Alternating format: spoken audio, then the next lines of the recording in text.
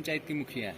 गंगा पंचायत से। मैडम, वैसे तो आपको जनता पहले आशीर्वाद दे दी, लेकिन संवैधानिक रूप से आप आज जाकर पद पर आसीन हो गई हैं और सबसे पहले एक महिला है, महिलाओं के लिए क्या करेंगे?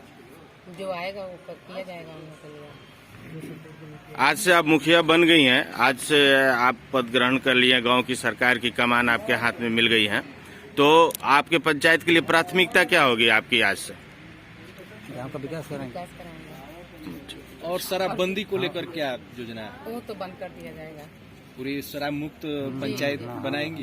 किस तरह की योजना दिमाग में, किस तरह से आप बंद करा पाएंगे? क्योंकि सरकार इतना कर रहा है, उसके बावजूद भी आज गांव एरिया में देखा जा रहा है किया जाएगा भैया। और उम्र भी काफी कम है और काफी मुखिया दावस प्रखंड में नए उम्र के आए हैं और सब लोगों में होड़ मचा हुआ है विकास का, और आप महिला हैं, तो क्या आदर्श पंचायत बनाने का कार्य करेंगी 5 वर्षों में? धन्यवाद।